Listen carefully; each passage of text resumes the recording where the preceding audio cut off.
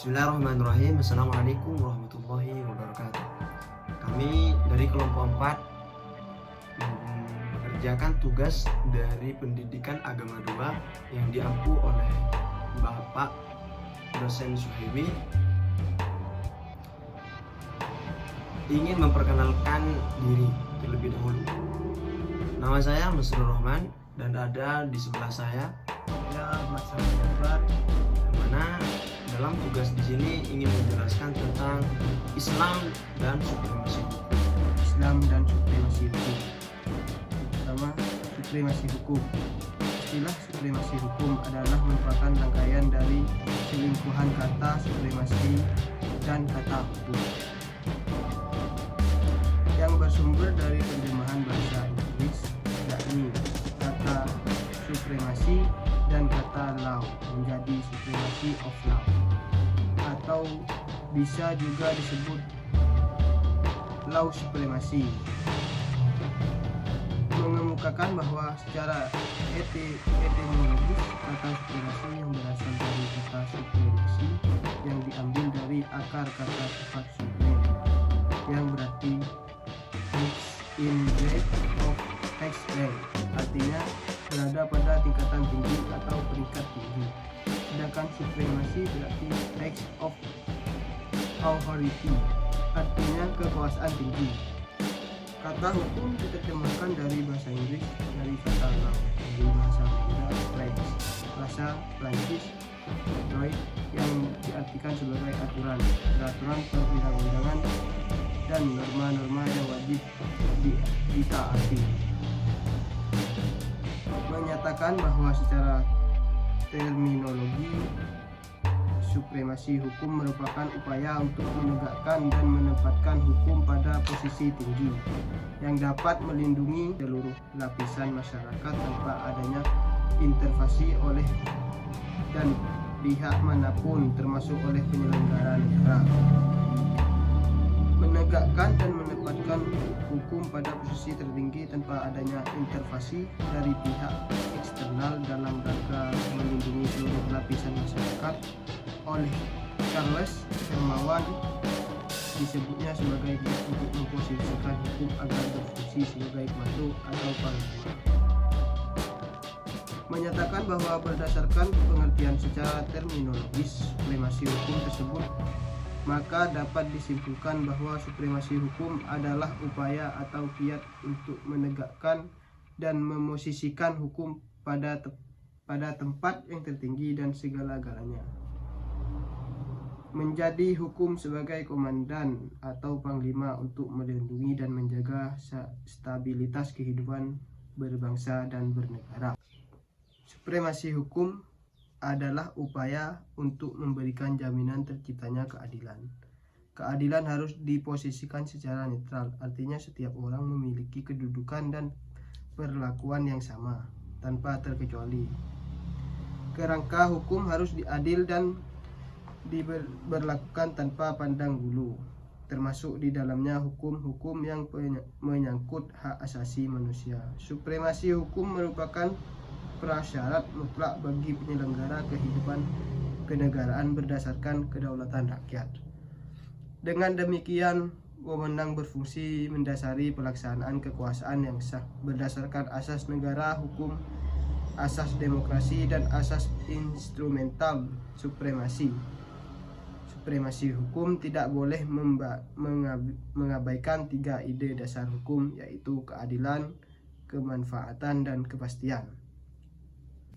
Tujuan utama adanya supremasi hukum adalah menjadikan hukum sebagai pimpinan dalam menjalankan kehidupan berbangsa dan bernegara, yang mana apabila tujuan tersebut tercapai dapat menghasilkan beberapa hal seperti meningkatkan integritas sumber daya manusia, mewujudkan keadilan sosial, menjadi nilai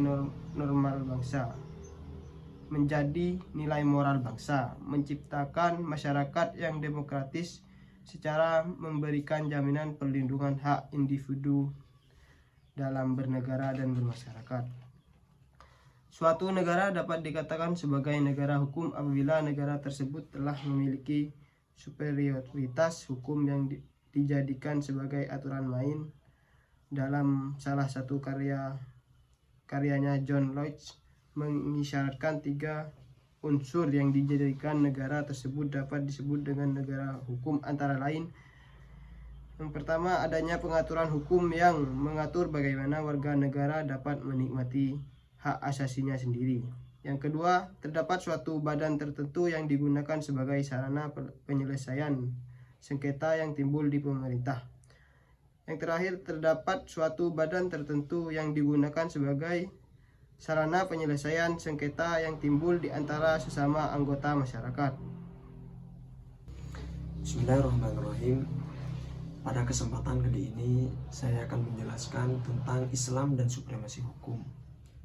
Yang mana di dalam Islam di situ memerintahkan kepada setiap manusia untuk berbuat adil atau menegakkan keadilan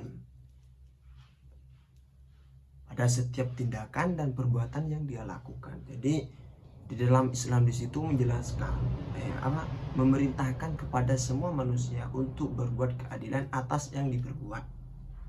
Itu karena udah dijelaskan dalam Al-Qur'an surah An-Nisa ayat 58 yang artinya sesungguhnya Allah itu menyuruhmu menyampaikan amanat kepada yang berhak menerimanya dan menyuruh kamu apabila menetapkan hukum di antara manusia supaya kamu menetapkan dengan adil. Jadi di dalam Al-Quran itu sudah jelas bahwasanya di dalam Islam itu menjelaskan tentang keadilan, memerintahkan manusia itu untuk adil. Apa sih keadilan? Keadilan di situ pada hakikatnya adalah memperlakukan seseorang atau orang lain supaya sesuai haknya atau kewajiban yang telah dilakukan. Situ.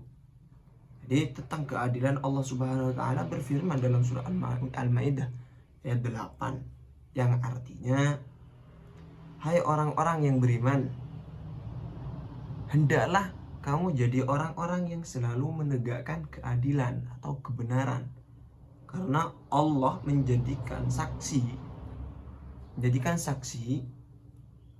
dengan adil, dan janganlah sekali-kali kebencianmu terhadap sesuatu kaum mendorong kamu untuk berlaku tidak adil. Itu dijelaskan dalam surah Al-Maidah tadi dalam ayat 8. Lanjut, jikalau keadilan disandingkan dengan supremasi hukum, maka keduanya di situ ibarat mata sisi uang yang tidak terpisahkan. Keadilan akan terwujud jika didukung dengan tegaknya supremasi hukum. Sebaliknya, jika keadilan akan terpuruk, maka keadilan akan terpuruk jika supremasi hukum tidak ditegakkan. Makanya Islam itu mengejarkan agar keadilan dapat diwujudkan dalam setiap waktu atau kesempatan. Tegaknya keadilan akan melahirkan konsekuensi logis berupa terciptanya sebuah tatanan masyarakat yang harmonis. Karena Islam di situ adalah agama yang sempurna. Kesempurnaan Islam itu dapat dilihat dari prinsip-prinsip ajaran yang dikandungnya. Salah satu prinsip yang menempati posisi penting di dalam Islam di situ itu dari waktu ke waktu adalah sebuah keadilan yang bahasa Arabnya itu al-adalah. Keadilan secara sederhana diartikan sebagai sebuah upaya untuk menempatkan sesuatu pada tempatnya.